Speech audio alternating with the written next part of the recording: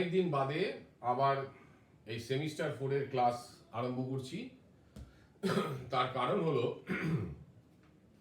এই সিএমএ 2 তে লাস্ট যে দুটো চ্যাপ্টার বাকি রয়ে গেছে, একটা হচ্ছে cost volume profit analysis and marginal costing, আর আরেকটা চ্যাপ্টার হচ্ছে খুব important, short term decision making. ঠিক আছে, এই দুটো চ্যাপ্টার খুবই ইম্পর্টেন্ট চ্যাপ্টার। পরবর্তীকালে যারা নাকি আরো ফার্দার পড়াশোনা করতে যাবে তাদের সব ক্ষেত্রে এই দুটো চ্যাপ্টার কিন্তু লাগবে, খুব ইম্পর্টেন্ট চ্যাপ্টার। এখন এই দুটো চ্যাপ্টার বাকি থেকে যাওয়াটা ঠিক নয়। একটা সেমিস্টারের সিলেবাস থেকে এই দুটো চ্যাপ্টার বাদ দিয়ে গেলাম। 4th সেমিস্টারে পরীক্ষা কবে হবে, আদৌ হবে কি না সেসব আনসার্টেন, সে সবই আমরা জানি। কিন্তু ঘটনা হচ্ছে যে আমি সিলেবাসটা শেষ করার দায়িত্ব থেকে আমি এই জন্য এই ক্লাসটা আমি ফের শুরু করলাম। তো তোদের ক্লাস 1 এর প্রথম ক্লাসের এই মার্জিনাল কস্টিং এই চ্যাপ্টারের প্রথম ক্লাসের মেটেরিয়ালগুলো আমরা হোয়াটসঅ্যাপে পাঠিয়ে দেওয়া আছে। তা আজকে একটুখানি কনসেপচুয়াল ফ্রেমওয়ার্কটা একটুখানি করে দিই, তারপরে আমরা অঙ্ক আরম্ভ করবো। এখানে খুব বেশি হলে 9টা থেকে 10টা ক্লাসে এই চ্যাপ্টারটা কমপ্লিট হবে। ঠিক আছে, চেষ্টা করবো 7-8টার মধ্যে কমপ্লিট করে দেওয়ার। তারপরের চ্যাপ্টারে তারপরে আমরা যাব। আচ্ছা, প্রথম আসছি আমরা, প্রথম যেটা টপিক সেটা হচ্ছে মার্জিনাল কস্ট। এখন এটা আমি বসে বলি।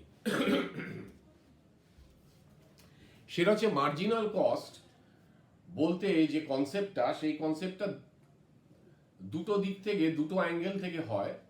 একটা হচ্ছে ইকোনমিক্সের দিক থেকে, আর একটা হচ্ছে আমাদের অ্যাকাউন্টিং অ্যান্ড ফিনান্সের দিক থেকে। তা ইকোনমিক্সের দিক থেকে মার্জিনাল কস্ট কিংবা প্রান্তিক ব্যয় বলতে আমরা বুঝি যে আমার যে একটা নির্দিষ্ট প্রোডাকশন ভলিউম আছে, ধরো আমি 10,000 ইউনিট আমি তৈরি করেছি। 10,000 ইউনিট তৈরি করতে আমার খরচা হয়েছে 1 লক্ষ টাকা।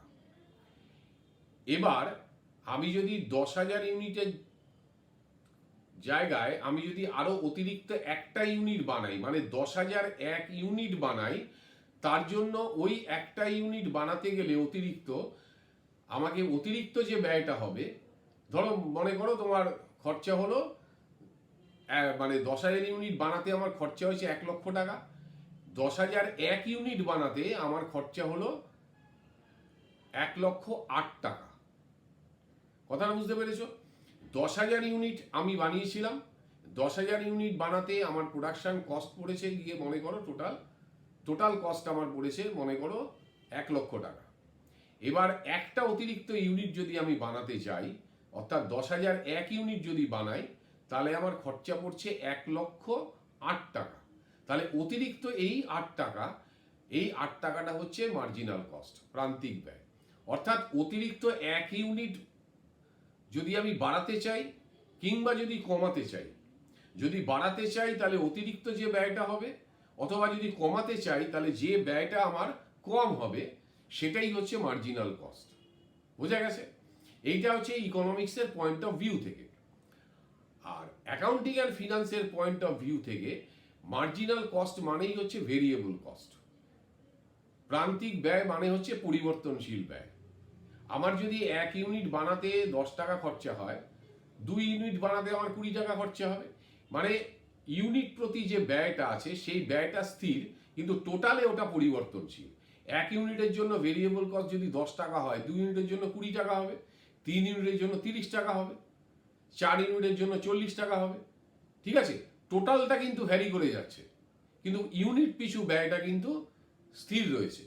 এটাকে বলে, মানে সমস্ত অ্যাকাউন্টিং অ্যান্ড ফিনান্সে কিংবা কস্ট অ্যাকাউন্টিংয়ে আমাদের ভেরিয়েবল কস্ট বলতে ভেরিয়েবল কস্টটাকেই আমরা মার্জিনাল কস্ট বলে থাকি। ঠিক আছে, কিন্তু ইকোনমিক্সের দিক থেকে কিন্তু ওরা বলে যে দীর্ঘকালীন সমস্ত স্থির ব্যয়ও নাকি তোমার হচ্ছে পরিবর্তনশীল ব্যয় হয়ে যায়। সেটারও প্রুফ আছে, সেটাও ঠিক, সেটা ভুল নয়।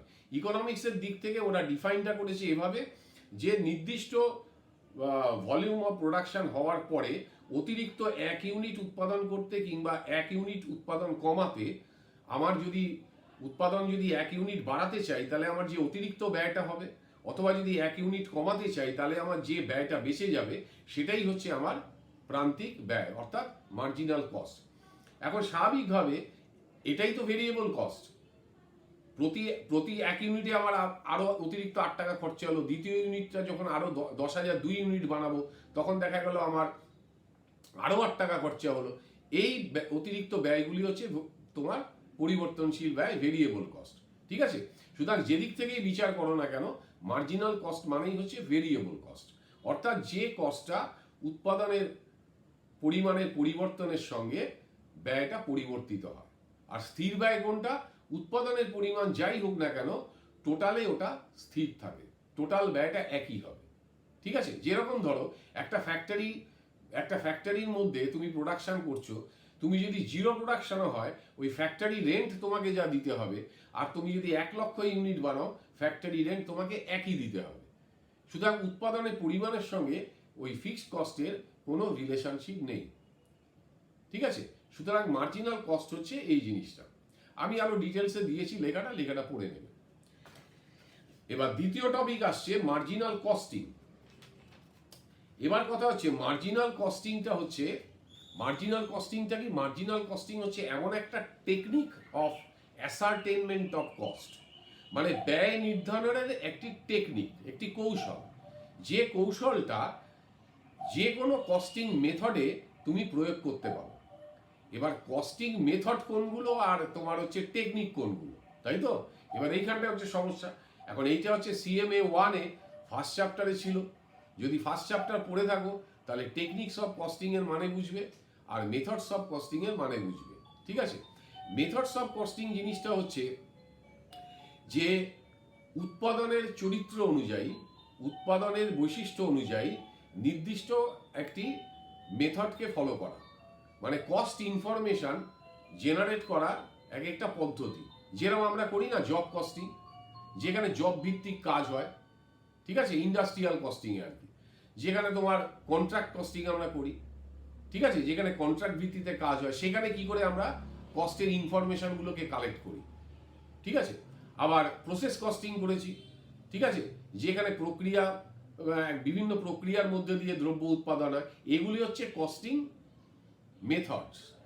ঠিক আছে, আর টেকনিক্স অফ কস্টিং এর মধ্যে আছে অ্যাবজর্পশন কস্টিং আছে, আর হচ্ছে মার্জিনাল কস্টিং আছে, আরো আছে। আমি এই দুটোরই কথা বলছি কারণ এই দুটো তোরা চিনিস, মানে হয়তো নামে চিনিস না কিন্তু করেছিস। অ্যাবজর্পশন কস্টিং কোনটা? অ্যাবজর্পশন কস্টিং এর মধ্যে তোমার হচ্ছে তোমার ভেরিয়েবল কস্ট হোক আর ফিক্সড কস্ট হোক, সব কস্টকেই কস্ট অফ প্রোডাকশন নির্ধারণে ব্যবহার করা হবে। যখন আমরা কস্ট শিট করি, ভালো করে খেয়াল কর, কস্ট শিট যখন আমরা করি, ডাইরেক্ট মেটেরিয়াল নিলাম, ডাইরেক্ট ওয়েজেস নিলাম, ঠিক আছে, ডাইরেক্ট এক্সপেন্স নিলাম। এই ডাইরেক্ট এক্সপেন্সেস এর মধ্যে কিছু কিছু ব্যয় আছে যেগুলো নাকি স্থির, সুতরাং প্রাইম কস্টের মধ্যে একটা মেজর অংশটা ভেরিয়েবল, কিন্তু ছোট একটা অংশ আছে যেটা কিন্তু ফিক্সড। প্রাইম কস্ট বেরোলো। এবার ফ্যাক্টরি ওভারহেড নিলাম, ফ্যাক্টরি ওভারহেডের মধ্যে অনেক ব্যয় আছে, যে ব্যয়গুলো হচ্ছে স্থির ব্যয় আবার পরিবর্তনশীল ব্যয়। কিন্তু কস্ট শিট করার সময় আমরা ব্যয়গুলোকে কি তার বিহেভিয়ার অনুযায়ী, প্যাটার্ন আচরণ অনুযায়ী সেটাকে ভাগ করি? ফিক্সড কস্ট ভেরিয়েবল কস্ট তো ভাগ করি না। আমরা কি করি? তার তোমার হচ্ছে কার্যভিত্তিক করি, ফাংশনাল ডিভিশনটা করি, ক্লাসিফিকেশন করি। মানে ডাইরেক্ট কস্টগুলোকে প্রাইম কস্ট বলে চালাই, ফ্যাক্টরিতে যে ইনডাইরেক্ট কস্টগুলো হয়েছে সেগুলোকে আমরা ফ্যাক্টরি ওভারহেড বলি, তারপরে অ্যাডমিনিস্ট্রেশন ওভারহেড আনি, তারপরে টোটাল করে যেটা বেরোয় সেটা হচ্ছে কস্ট অফ প্রোডাকশন। তার ভিত্তিতে closing stock of finished goods নির্ধারিত হয়। তারপরে সেলিং অ্যান্ড ডিস্ট্রিবিউশন ওভারহেড আছে, এর মধ্যেও স্থির ব্যয় আছে, পরিবর্তনশীল ব্যয় আছে। অ্যাডমিনিস্ট্রেশন ওভারহেডের প্রায় পুরোটাই তোমার হচ্ছে স্থির ব্যয়, উৎপাদনের সঙ্গে ডাইরেক্ট কোনো রিলেশনশিপ নেই ওই খরচের।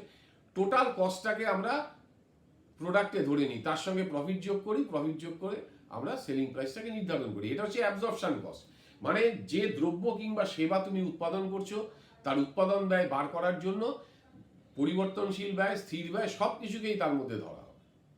কিন্তু মার্জিনাল কস্টিং এমন একটা টেকনিক, সেখানে উৎপাদন ব্যয় বার করার জন্য শুধুমাত্র ভেরিয়েবল কস্টটাকেই ধরা হবে, উৎপাদন ব্যয় বার করার জন্য শুধু ভেরিয়েবল কস্টটাকেই ধরা হবে। ঠিক আছে, আর ফিক্সড কস্ট যেটা হবে সেটাকে প্রফিট অ্যান্ড লসে পাঠিয়ে দেওয়া হবে, প্রফিট অ্যান্ড লস অ্যাকাউন্টে ডাইরেক্ট ডেবিট করে দেওয়া হবে। কিন্তু ভেরিয়েবল কস্টগুলো ওই প্রোডাক্টের কস্ট অফ প্রোডাকশনের মধ্যে ঢুকবে এবং তার সঙ্গে প্রফিট যোগ করে তোমার সেলিং প্রাইস আসবে। ঠিক আছে, তাহলে এবার তুমি বলতে পারো যে প্রফিটটা হবে কি করে। ওই যে সেলিং প্রাইসটা বেরোলো, সেই সেলিং প্রাইসটা থেকে ভেরিয়েবল কস্ট বাদ দিলাম, দিলে একটা ডিফারেন্স পাচ্ছি গ্রস প্রফিটের মতো, যার নাম হচ্ছে কন্ট্রিবিউশন বলে এটাকে। এই কন্ট্রিবিউশনটাকে থেকে ফিক্সড কস্টটা বাদ দিলে তবে প্রফিটটা আসবে। ঠিক আছে, এই টেকনিকটা হচ্ছে মার্জিনাল কস্টিং এর টেকনিক। মানে প্রোডাক্ট কস্টের মধ্যে শুধু ভেরিয়েবল কস্ট ঢুকবে, ফিক্সড কস্টকে ডাইরেক্ট প্রফিট অ্যান্ড লসে রাইট অফ করে দেওয়া হবে। কিন্তু অ্যাবজর্পশন কস্টিং এ তা হয় না। অ্যাবজর্পশন কস্টিং এ ভেরিয়েবল কস্ট, ফিক্সড কস্ট সমস্ত কস্টই প্রোডাক্ট কস্টের মধ্যে ঢোকে, প্রোডাকশন কস্টের মধ্যে ওকে ইনক্লুড করা হয়, টোটাল কস্ট বার করা হয়, তার সঙ্গে প্রফিট অ্যাড করা হয়, করে সেলিং প্রাইস নির্ধারিত হয়। কিন্তু মার্জিনাল কস্টিং এ প্রোডাকশন কস্টের মধ্যে শুধুই ভেরিয়েবল কস্ট থাকবে, সেটা ডাইরেক্ট কস্ট হোক কিংবা ইনডাইরেক্ট কস্ট হোক। ঠিক আছে, আর ফিক্সড কস্টকে রাইট অফ করা হবে কোথায়? প্রফিট অ্যান্ড লসে, অর্থাৎ কস্টিং প্রফিট অ্যান্ড লসে। এই মার্জিনাল কস্টিং এর মেথডটা তুমি, মার্জিনাল কস্টিং এর টেকনিকটা তুমি যে কোনো মেথডস অফ কস্টিং এ ব্যবহার করতে পারো। জব কস্টিং এ ব্যবহার করতে পারো, কন্ট্রাক্ট কস্টিং এ ব্যবহার করতে পারো, প্রসেস কস্টিং এ ব্যবহার করতে পারো, অপারেটিং যে কোনো জায়গায় তুমি এটাকে এই কস্টিং মানে কস্ট, আসলে মার্জিনাল কস্টিং হচ্ছে টেকনিক্স অফ অ্যাসার্টেনমেন্ট অফ কস্ট, একটা উৎপাদন ব্যয় নির্ধারণের একটা নির্দিষ্ট কৌশল। ঠিক আছে, আচ্ছা এবার আমরা যাব মার্জিনাল কস্ট ইকুয়েশনের আগে একটা স্টেটমেন্ট আমি দেখিয়ে দিই, একটা ছোট স্টেটমেন্ট।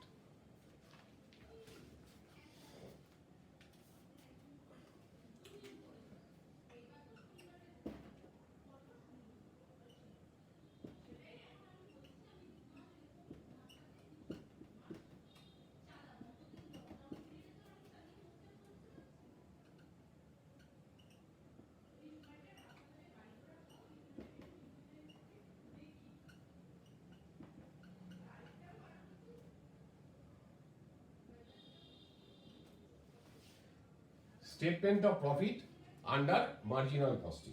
দেখো, সেলসটাকে এস ধরা হলো, লেস ভেরিয়েবল কস্ট, এটাকে আমি ভি ধরলাম, তাহলে যেটা বেরোলো এটাকে বলা হয় কন্ট্রিবিউশন, যেটাকে আমি সি বলছি। ঠিক আছে, লেস ফিক্সড কস্ট, এটাকে আমি এফ ধরলাম, বাদ দিলাম, তাহলে যেটা সেটা এলো প্রফিট পি।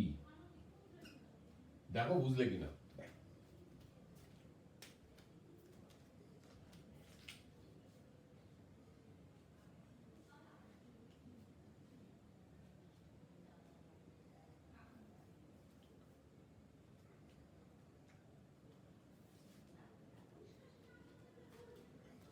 দেখো,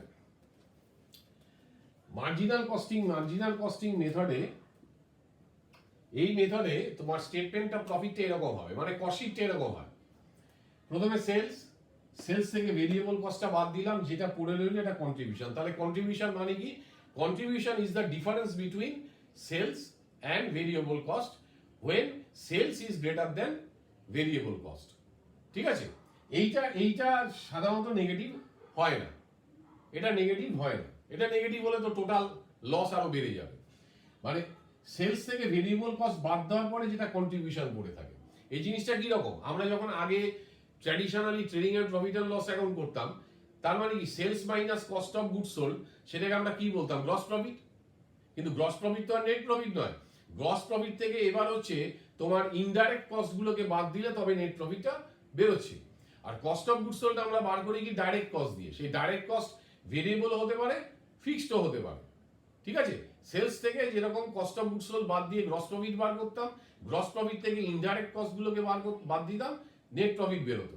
এখানে হচ্ছে যে সেলস থেকে শুধু ভেরিয়েবল কস্টটা বাদ দেওয়া হবে, দিলে যেটা পড়ে থাকবে কন্ট্রিবিউশন। এই কন্ট্রিবিউশনের কাজটা কি? কন্ট্রিবিউশন হচ্ছে ফিক্সড কস্টকে কভার করে। কন্ট্রিবিউশন হচ্ছে ফিক্সড কস্টকে কভার করে, মানে কন্ট্রিবিউশন হচ্ছে সেলস রেভিনিউ। কন্ট্রিবিউশন হচ্ছে সেলস রেভিনিউ সেই অংশটা যে অংশটা ভেরিয়েবল কস্ট খেয়ে নিতে পারেনি, যে অংশটা ভেরিয়েবল কস্ট খেয়ে নিতে পারেনি। ধরো মনে করো যদি আমার এখানে এরকম হয় যে তোমার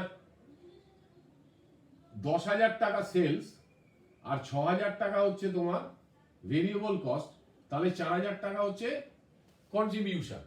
এবার যদি তোমার 3,000 টাকা ফিক্সড কস্ট হয় তাহলে 1,000 টাকা হচ্ছে তোমার নেট প্রফিট। ঠিক আছে, অর্থাৎ 10,000 যে সেলসের রেভিনিউ যেটা, তার থেকে ভেরিয়েবল কস্ট দিলে যে 4,000 বেরোলো, এই 4,000 হচ্ছে এই 6,000 বাদ দেওয়ার পরে যে অংশটা আনকনজিউমড পড়ে আছে, যে অংশটা ভেরিয়েবল কস্ট কনজিউম করতে পারেনি, খেয়ে ফেলতে পারেনি, অতিরিক্ত অংশটুকু, মানে সেলস দিয়ে ভেরিয়েবল কস্টকে কভার করার পর যে অতিরিক্ত আয়ের অংশটা পড়ে থাকছে, এটাই হচ্ছে কন্ট্রিবিউশন। এবং এইটার কাজটা হচ্ছে কি, এ ফিক্সড কস্টকে কভার করতে পারলে তবে প্রফিট আসবে।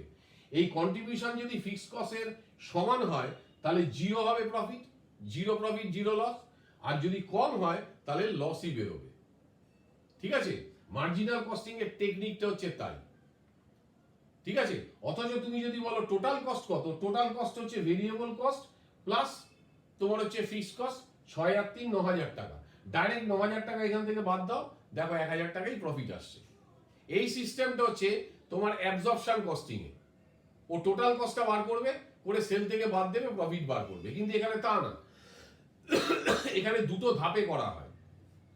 আগে ভেরিয়েবল কস্ট বাদ দেওয়া হয়, দিয়ে কন্ট্রিবিউশন বার করা হয়। কেন বার করা হয়? কন্ট্রিবিউশনটা দিয়ে ফিক্সড কস্টকে কভার করার চেষ্টা হয়।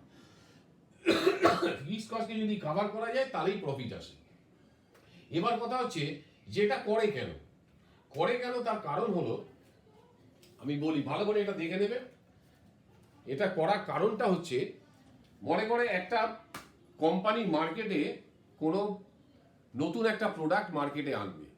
ঠিক আছে, এই মার্জিনাল কস্টিং টেকনিকটা সবচেয়ে ভালো ব্যবহার করেছিল বিশ্বযুদ্ধের পর, দ্বিতীয় বিশ্বযুদ্ধের পর জাপানিজরা।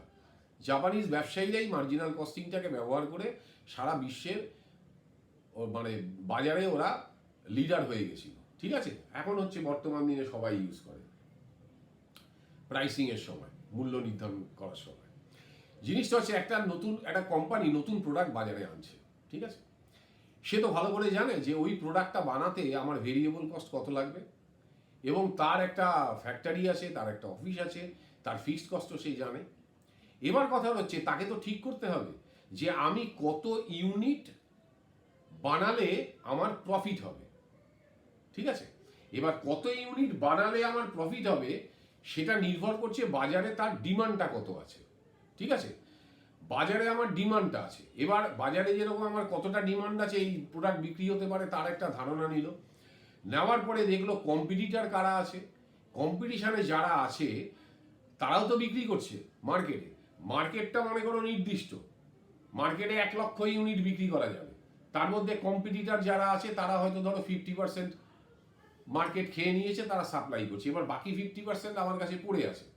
এবার কথা হচ্ছে আমাকে যদি প্রফিট করতে হয় তাহলে প্রথম ধাপ হচ্ছে যে আমাকে দামটা এমনভাবে নির্ধারিত করতে হবে, কিংবা এতগুলি মিনিমাম ইউনিট আমাকে প্রোডাকশন করতে হবে যাতে আমাকে ব্রেক ইভেন করতে পারি। ব্রেক ইভেন মানে কি, এমন একটা পরিমাণের উৎপাদন এবং বিক্রি যাতে আমার কোনো প্রফিটও না হয়, লসও না হয়।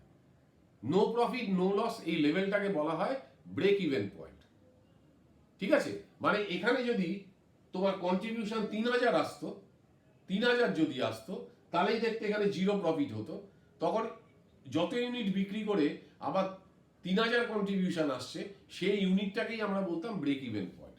তা আগে তো আমি ব্রেক ইভেন পয়েন্টে পৌঁছাবো, তারপরে তো আমি প্রফিট করতে যাব। ঠিক আছে, সুতরাং ব্রেক ইভেন পয়েন্টটা যার অনেক বেশি ইউনিট, ধরো কোনো একটা প্রোডাক্ট আমি ব্রেক ইভেন পয়েন্ট হচ্ছে 5,000 ইউনিট, মানে 5,000 ইউনিট বিক্রি করতে পারলে আমি ব্রেক ইভেন পয়েন্টে পৌঁছে, মানে 5,000 ইউনিট বিক্রি করতে পারলে আমার এমন কন্ট্রিবিউশন হাতে আসবে যেটা দিয়ে আমি ফিক্সড কস্টকে কভার করতে পারবো, তাহলে আমার নো প্রফিট নো লস হলো। মানে 5,000 ব্রেক ইভেন পয়েন্ট মানে 5,000-এর পরে অতিরিক্ত 1 ইউনিট বিক্রি করলে আমার প্রফিট আসতে থাকবে। কারণ 5,000 ইউনিটে গিয়ে যদি নো প্রফিট নো লস হয়, 5,000 ইউনিটের, এটার অর্থ হচ্ছে 5,000 ইউনিটের কন্ট্রিবিউশন দিয়ে আমি ফিক্সড কস্টকে কভার করে ফেললাম। এবার 5,000-এর পরে যে আমি যতগুলো ইউনিট বিক্রি করব তার যে কন্ট্রিবিউশনগুলি পাবো সেটাই প্রফিট, কারণ 5,000 ইউনিটের পরে আর ফিক্সড কস্ট নেই। ঠিক আছে, তাহলে আর যে কোম্পানিকে ব্রেক ইভেন পয়েন্টে পৌঁছাতে গেলে 8,000 ইউনিট বানাতে হবে, তাহলে ঝুঁকিটা কার বেশি? যার ব্রেক ইভেন পয়েন্টটা কম ইউনিটে ব্রেক ইভেন করছে তার পক্ষে সুবিধা, যে বেশি ইউনিট নিয়ে ব্রেক ইভেন করছে তার মার্কেটে ঢোকা অসুবিধা। সুতরাং কোম্পানিগুলো কি করে, প্রথম হচ্ছে দেখে যে আমি মিনিমাম কত ইউনিট বিক্রি করতে পারলে ব্রেক ইভেনে যাব, নো প্রফিট নো লসে গিয়ে পৌঁছাবো। ঠিক আছে, ওই জায়গায় পৌঁছাতে পারলে তারপরে আমি অতিরিক্ত মার্কেটে বিক্রি করতে পারলে সেটা মার্কেটিং স্ট্র্যাটেজি দিয়ে বিজ্ঞাপন করে যেভাবে হোক আমি বিক্রিটা বাড়ানোর চেষ্টা করব। ঠিক আছে, করে কি করব, আমি এবার প্রফিটে যাব। তার মানে আগের প্রথম ধাপটা কি, যেরকম যারা এভারেস্টে যায় তারা প্রথমেই কি এভারেস্টে ওঠে না, প্রথমে বেস ক্যাম্পে যায়। এভারেস্ট বেস ক্যাম্পে যায়, বেস ক্যাম্প থেকে ওরা কি করে সার্ভে করতে থাকে, ওয়েদার দেখতে থাকে, রসদপত্র নেয়, ওখান থেকে মাপতে থাকে যে কবে আমরা রওনা, পুরো প্ল্যান প্রোগ্রামটা বেস ক্যাম্পে গিয়ে তৈরি হয়। ঠিক আছে, সেরকম ব্রেক ইভেন পয়েন্টটা হচ্ছে বেস ক্যাম্প। এরপরে আমি চড়তে আরম্ভ করবো, ওই জায়গাটায় আমার কোনো প্রফিট নেই, কোনো লস নেই। এরপরে যত ইউনিট আমি বিক্রি করতে পারবো তত কন্ট্রিবিউশনগুলোই আমাকে প্রফিট দিতে আরম্ভ করবে। ঠিক আছে, সুতরাং আবার এমন হলো যার নাকি ব্রেক ইভেন পয়েন্ট খুব উপরের দিকে যাচ্ছে, বেশি ইউনিটে ব্রেক ইভেন পয়েন্ট, তার মানে কি তার ফিক্সড কস্টটা অনেক বেশি। প্রথম কথা ফিক্সড কস্ট অনেক বেশি, 2 নম্বর কথা তার প্রতি ইউনিটে কন্ট্রিবিউশনটা কম আসছে, যার ফলে ব্রেক ইভেন পয়েন্টটা অনেক দূরে পড়ে যাচ্ছে। মনে করো একটা জিনিসের, একটা প্রোডাক্টের সেলিং প্রাইস তুমি ঠিক করেছো 10 টাকা, ভেরিয়েবল কস্ট পার ইউনিটে তোমার 6 টাকা, তাহলে কন্ট্রিবিউশন কত হলো? 10 মাইনাস 6 4 টাকা। আরেকবার বলছি, সেলিং প্রাইস পার ইউনিট ঠিক করেছো 10 টাকা, ভেরিয়েবল কস্ট পার ইউনিট তোমার 6 টাকা পড়ছে, তাহলে কন্ট্রিবিউশন কত হবে পার ইউনিটে? 10 মাইনাস 6 ইকুয়াল টু 4 টাকা। 4 টাকা করে কন্ট্রিবিউশন পড়ছে। এবার যদি 20,000 টাকা তোমার ফিক্সড কস্ট হয়, তাহলে আমাকে 4 টাকা করে কন্ট্রিবিউশন দিয়ে আমাকে 20,000 ফিক্সড কস্টকে কাভার করতে হবে। তাহলে কত ইউনিট বিক্রি করলে আমার কন্ট্রিবিউশন 20,000 আসবে? 5,000 ইউনিট। 5,000 ইউনিট বিক্রি করলে 5,000 ইন্টু 4 20,000 টাকা আমার কন্ট্রিবিউশন এলো, 20,000 টাকা আমার fixed cost, no profit no loss, zero হয়ে গেল। এবার মনে করো আমি যদি ভেরিয়েবল কস্টটাকে একটু কমাতে পারি, তাহলে কি হয়? ধরো ভেরিয়েবল কস্ট 6 টাকার জায়গায় আমি 5 টাকার যদি নামাতে পারি, তাহলে আমার কন্ট্রিবিউশন পার ইউনিট কত হবে? 10 মাইনাস 5 5 টাকা, আর 20,000 হচ্ছে ফিক্সড কস্ট। তাহলে এবার কত ইউনিট বিক্রি করলে আমার কন্ট্রিবিউশন 20,000 দাঁড়াবে? 4,000 ইউনিট বিক্রি করলে 4,000 ইন্টু 5 20,000 হলো contribution, fixed cost 20,000, break even point, তার মানে 4,000 unit, no profit no loss. তাহলে দেখো ভেরিয়েবল কস্টটাকে আমি নিয়ন্ত্রণ করে কমিয়ে আমি ব্রেক ইভেন পয়েন্টটাকে নামিয়ে ফেললাম। অর্থাৎ ভেরিয়েবল কস্টকে নিয়ন্ত্রণ করার ফলে কি হলো, আমার কন্ট্রিবিউশন পার ইউনিটটা বেড়ে গেল, যা দিয়ে আমি ফিক্সড কস্টকে কভার করতে পারলাম।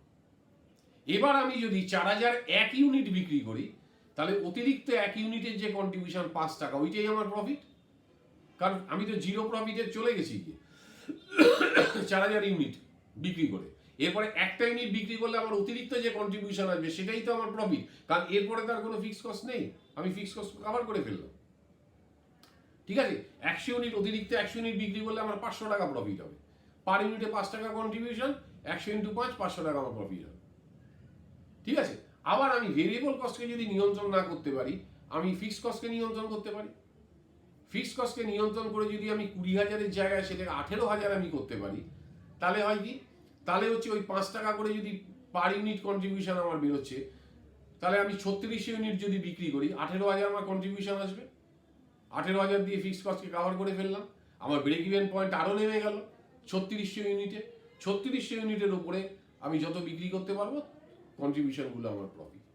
এইটা হচ্ছে উদ্দেশ্য।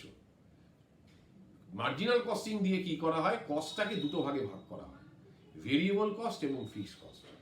এবং ভেরিয়েবল কস্ট এবং ফিক্সড কস্টকে আলাদা করে যদি আমি নিয়ন্ত্রণ করতে পারি, নিয়ন্ত্রণের মধ্যে রাখতে পারি, তাহলে ব্রেক ইভেন পয়েন্টে আমি খুব তাড়াতাড়ি পৌঁছাতে পারি, নো প্রফিট নো লস লেভেলে পৌঁছালে কি হয়, এরপরে আমি গিয়ে দেখতে পারি আমার কত ইউনিট আরও বিক্রি করতে পারবো যাতে আমার আরও প্রফিট বেশি হয়। এইটা হচ্ছে মার্জিনাল কস্টিং টেকনিকটার উদ্দেশ্য। ঠিক আছে?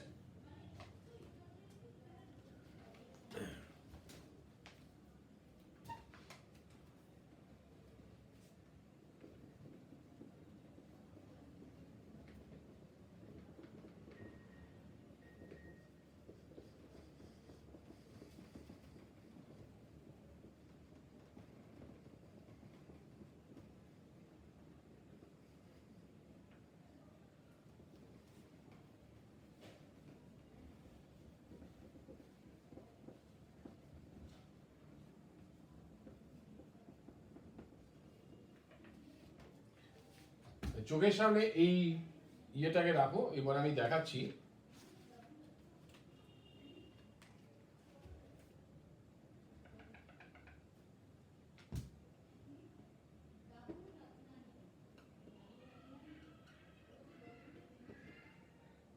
মার্জিনাল কস্টিং ইকুয়েশনস দেখো, S minus V equal to C, বুঝতে অসুবিধা নেই তো? Sales minus variable cost equal to contribution, এই জন্য লিখলাম আমি S minus V equal to C, অসুবিধা নেই। আচ্ছা, C minus F equal to P, তাই তো? দেখো, C minus F equal to P, profit.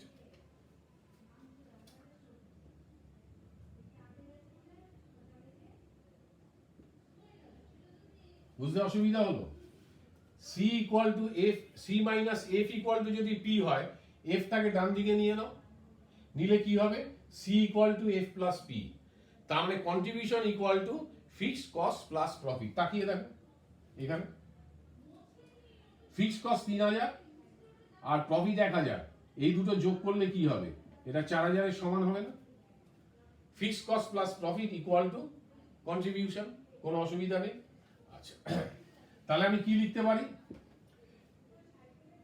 S minus V equal to C লেখার কথা, এটা সি লেখার কথা, তাই তো? সি না লিখে তার জায়গায় আমি এটা লিখতে পারি, এটাকে বসিয়ে দিতে পারি এফ প্লাস পি, তাই তো?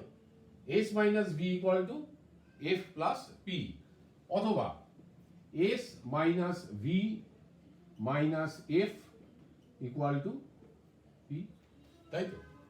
মানে sales minus variable cost equal to contribution, contribution মানে কি বললাম? ফিক্সড কস্ট প্লাস প্রফিট, অথবা sales minus variable cost minus fixed cost equal to profit. এই কটা হচ্ছে তোমার মার্জিনাল কস্টের ইকুয়েশন। ভালো করে দেখে নাও।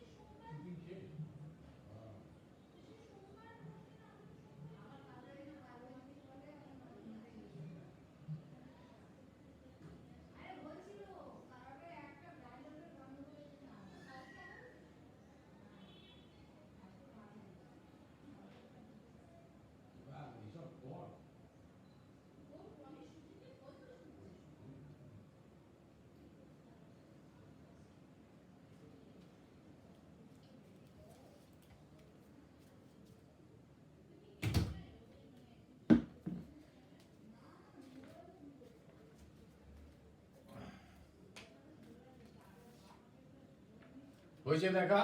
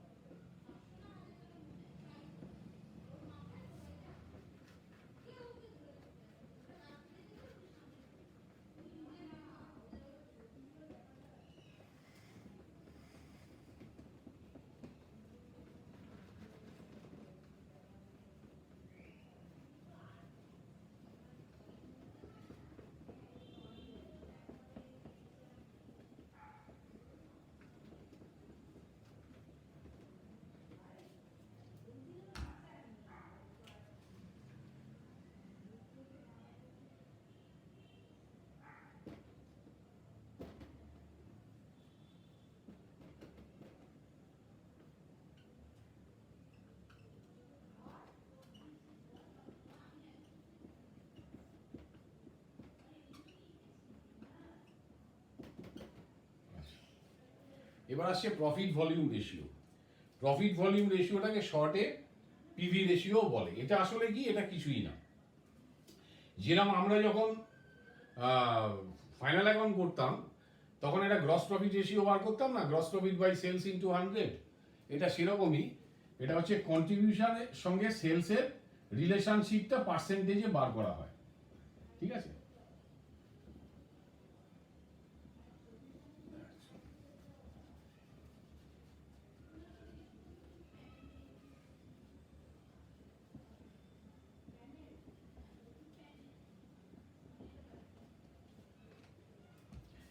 এটাকে অনেকে প্রফিট ভলিউম রেশিও বলে, এটাকে contribution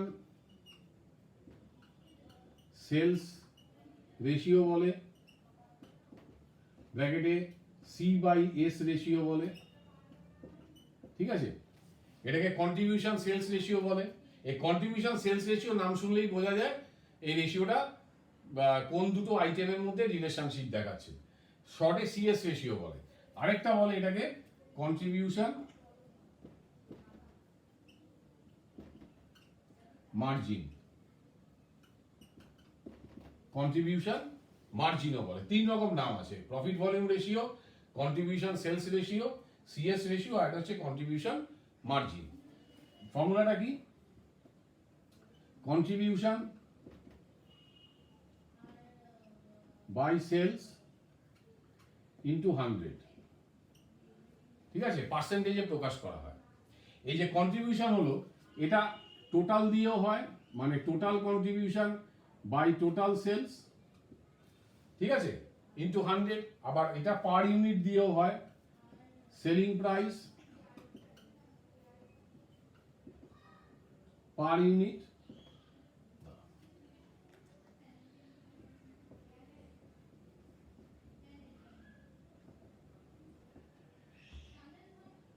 contribution per unit divided by selling price per unit into 100।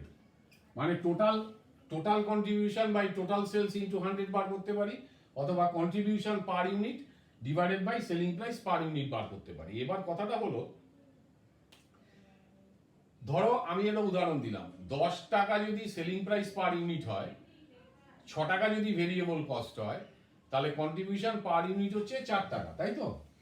মানে এস যদি 10 টাকা হয়, ভি যদি তোমার 4 টাকা হয়, এই 6 টাকা হয়, তাহলে সি হচ্ছে 4 টাকা।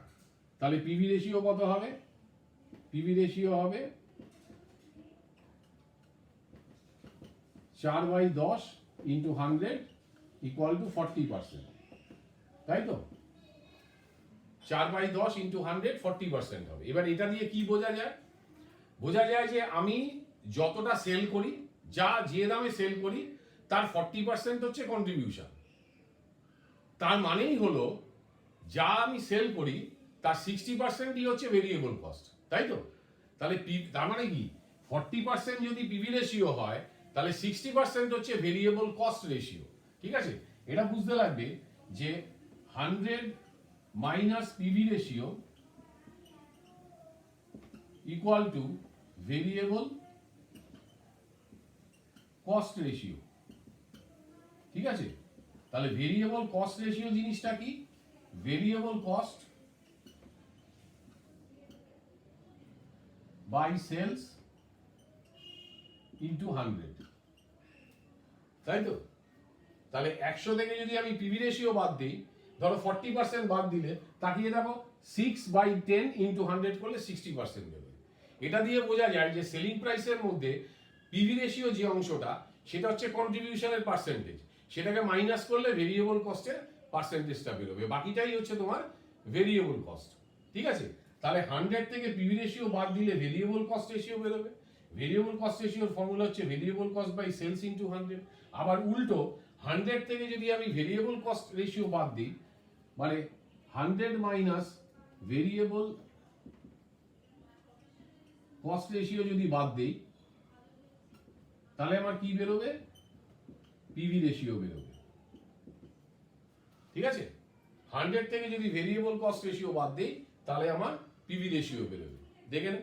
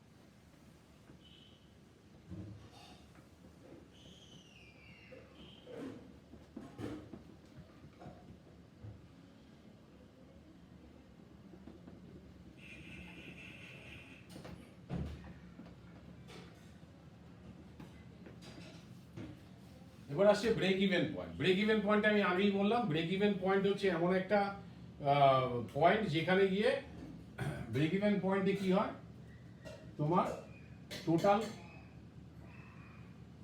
সেলস ইকুয়াল টু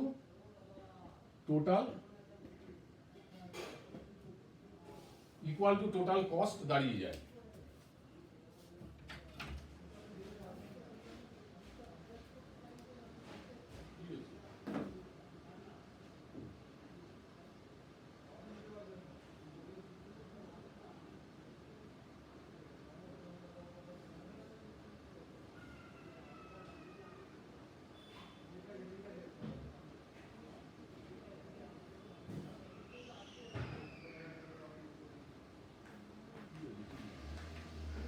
হয়েছে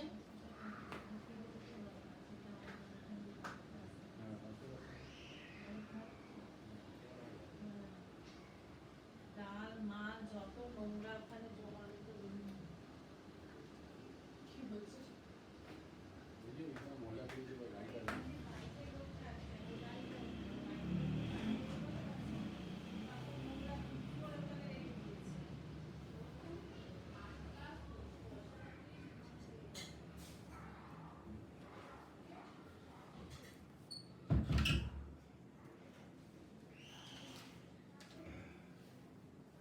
এই টোটাল সেলস যদি টোটাল কস্টের ইকুয়াল হয় তাহলে কি হয়, তখন প্রফিটটা তখন তার মানে জিরো দাঁড়িয়ে যায়, TS minus TC equal to তোমার জিরো হয়ে যায়।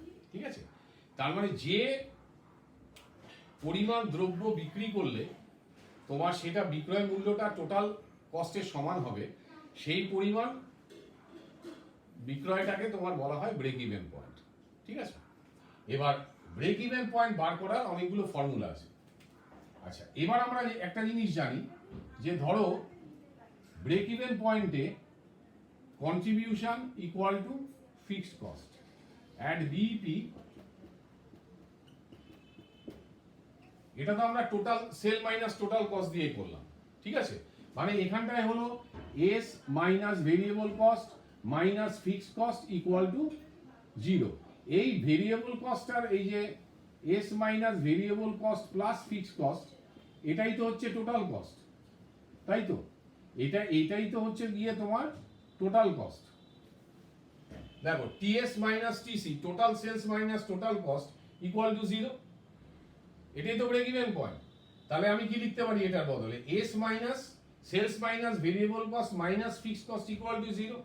তার মানে এস মাইনাস ব্র্যাকেটের মধ্যে variable cost plus fixed cost equal to 0, তাই তো?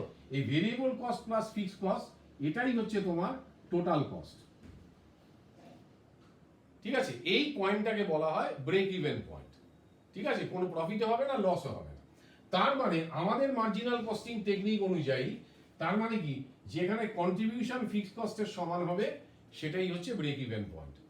মানে যে পরিমাণ দ্রব্য বিক্রি করলে আমার কন্ট্রিবিউশনটা ফিক্সড কস্টের সমান হবে, মানে কন্ট্রিবিউশন ফিক্সড কস্টকে পুরোপুরি কাভার করতে সমর্থ হবে, সেই পরিমাণ বিক্রয়কে বলা হয় ব্রেক ইভেন পয়েন্ট। ঠিক আছে, এটা কিভাবে বার করে? ফর্মুলা কি? দু রকম আছে। একটা হচ্ছে fixed cost divided by contribution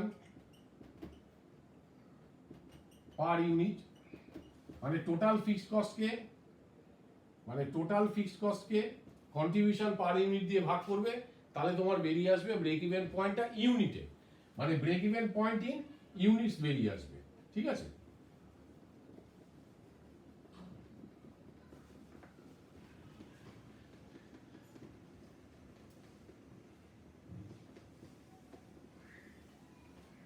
আর আরেকটা হচ্ছে এটা যেটা বেরোবে, এটা হচ্ছে বিইপি ইন ইউনিটস।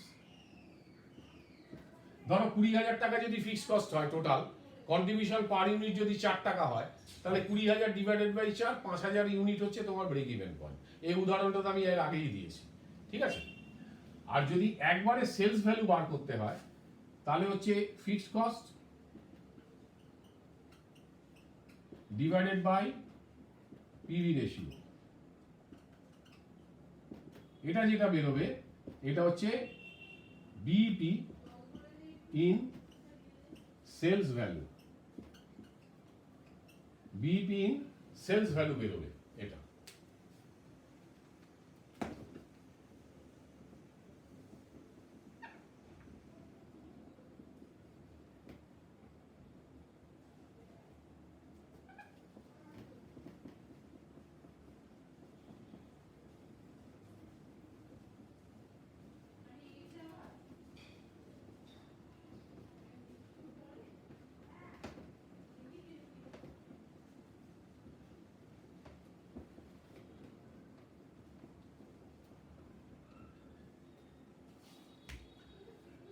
ধরো মনে করো তোমার সেলস হচ্ছে তোমার পার ইউনিট 10 টাকা, ভেরিয়েবল কস্ট পার ইউনিট 6 টাকা, তাহলে কন্ট্রিবিউশন পার ইউনিট 4 টাকা, তাহলে ফিক্সড কস্ট এফ হচ্ছে 20,000। ঠিক আছে, তাহলে এই বিইপি ইন ইউনিটস কত হবে? ইউনিটস হচ্ছে এই ফর্মুলাটা, 20,000 divided by 4 equal to 5,000 unit, তাই তো? মানে 5,000 ইউনিট আমি বিক্রি করতে পারলে ব্রেক ইভেন পয়েন্টে পৌঁছাবো। তার মানে সেলস ভ্যালুটা তাহলে কত? 5,000 ইন্টু 10, 50,000। এই 50,000 ফিগারটা যদি আমাকে একবারে বার করতে হয়, তাহলে আমি কি করব? এখানে একটা পিভি রেশিও বার করব। পিভি রেশিও কত? Contribution by sales into 100, 40%। এটা আমরা আগেই করেছি। পিভি রেশিও হচ্ছে কন্ট্রিবিউশন বাই সেলস ইন্টু 100, 40%।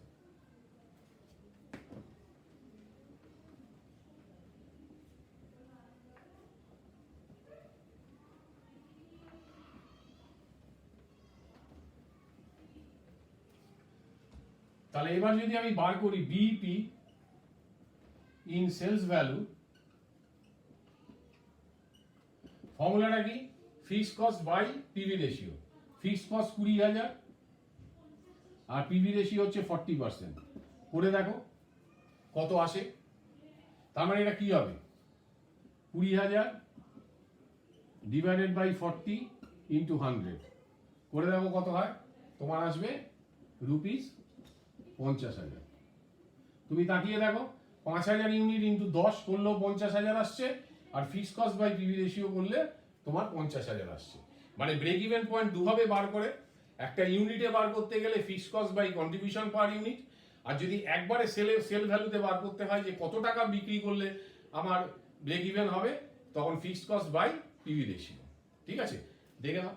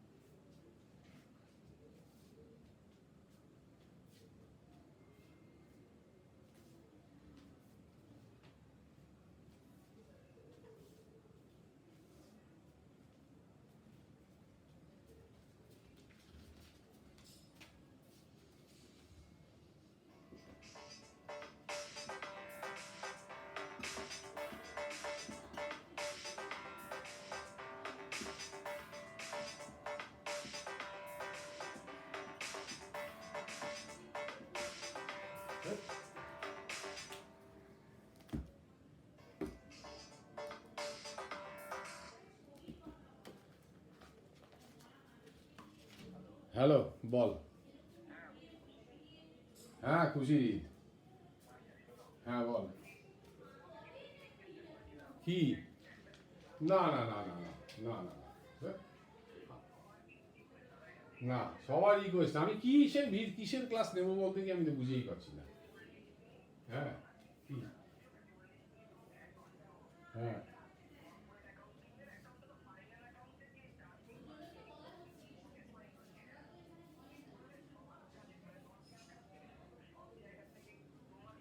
হ্যাঁ, এই বাজে কথা বলবি না তো, এইসব ফালতু কথা বলবি না। হ্যাঁ হ্যাঁ, আচ্ছা আমাকে আমাকে তুমি অন্তত 15 দিন টাইম দাও, ঠিক আছে, 15 ডেজ। তাহলে বল, 7 দিন টাইম দাও তো, 7 দিন। হ্যাঁ হ্যাঁ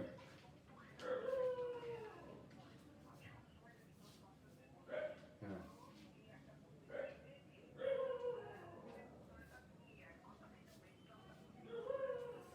হ্যাঁ হ্যাঁ হ্যাঁ হ্যাঁ হ্যাঁ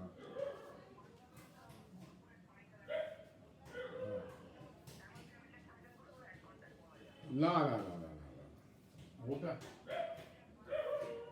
হ্যাঁ, আমি আমাকে আমাকে আমাকে 2 দিন টাইম দে, আমি একটুখানি ভেবে নিই কি টপিকে পড়াবো, আমি একটু সিলেবাস। ঠিক আছে, নেক্সট শনিবার কটা থেকে? ঠিক আছে ঠিক আছে ঠিক আছে। হ্যাঁ হ্যাঁ হ্যাঁ হ্যাঁ হ্যাঁ, আচ্ছা আচ্ছা আচ্ছা আচ্ছা আচ্ছা আচ্ছা আচ্ছা আচ্ছা, ঠিক আছে ঠিক আছে, থ্যাংক ইউ। সারা জ্বালালি তুই আমাকে। আমি এখন 4th সেমিস্টারে ক্লাস করছি তো এখন, ইউটিউবে রেকর্ডিং করছি। মার্জিনাল কস্টিং ওদের পড়ানোর কথা ছিল একজনের, সে তো পড়ায়নি, সে আমি নিচ্ছি এখন।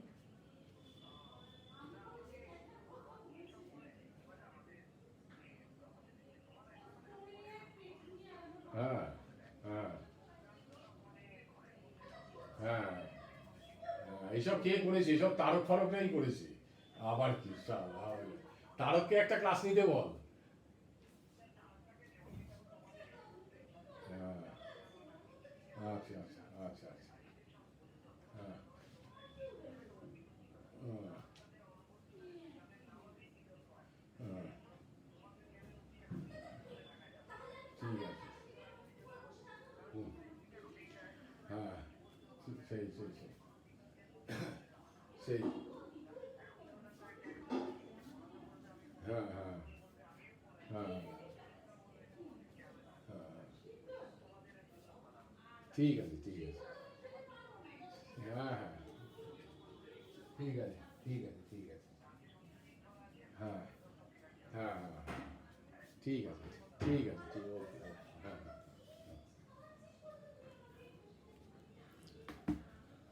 আচ্ছা এবার লাস্ট টপিক আজকের, আর বাকিটা পরের দিন করব। দেখ কি লিখেছি, margin of safety. Margin of safety জিনিসটা হচ্ছে, ধরো ব্রেক ইভেন পয়েন্টটা কি? ব্রেক ইভেন পয়েন্টটা হচ্ছে আমি একেবারে খাদের ধারে দাঁড়িয়ে, ব্রেক ইভেন পয়েন্ট থেকে পয়েন্ট যদি 5,000 ইউনিট হয়, নো প্রফিট নো লস। এবার 1 ইউনিট যদি আমি কম উৎপাদন করি 4,999, তাহলেই কিন্তু আমার লস। তাহলে ওইটা ব্রেক ইভেন পয়েন্টটা হচ্ছে আমার খাদের ধার, ওইখানে দাঁড়িয়ে আছি। এবার আমাকে যদি সেফ নিজেকে ফিল করতে হয়, খাদের ধার থেকে আমাকে আর একটু এগিয়ে যেতে হবে, খাদের ধারে দাঁড়ালে চলবে না। এবার মার্জিন অফ সেফটি হচ্ছে সেটাই, যে ওই খাদের ধার থেকে অর্থাৎ ব্রেক ইভেন পয়েন্ট থেকে কতটা উঁচুতে তোমার সেলটা রয়েছে।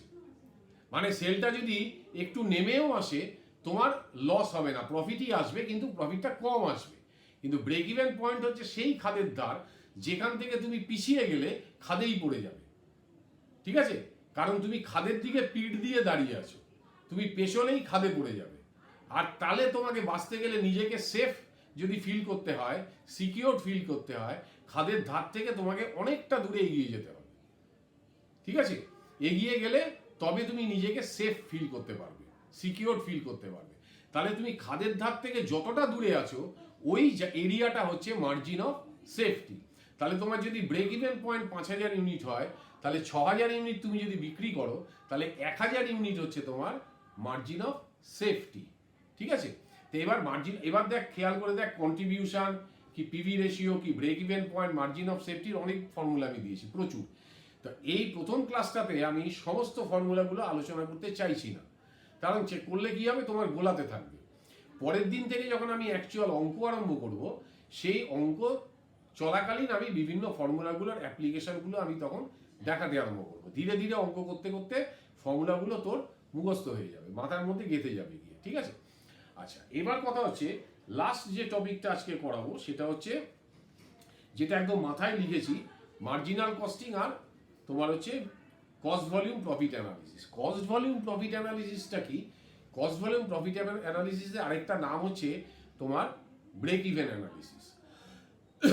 এবার কস্ট ভলিউম প্রফিট অ্যানালিসিসটা মার্জিনাল কস্টিং থেকে উৎপত্তি কিন্তু একটু আলাদা। এখানে অ্যানালিসিসটা কি করা হয়, বিশ্লেষণটা কি করা হয়, সেটা হচ্ছে কস্ট বলতে ভেরিয়েবল কস্ট এবং ফিক্সড কস্ট। ভলিউম বলতে তোমার দুটো, একটা ব্রেক ইভেন ভলিউম, একটা মার্জিন অফ সেফটি। আর প্রফিট বলতে দুটো ভাগ, একটা কন্ট্রিবিউশন আর একটা হচ্ছে তোমার নেট প্রফিট।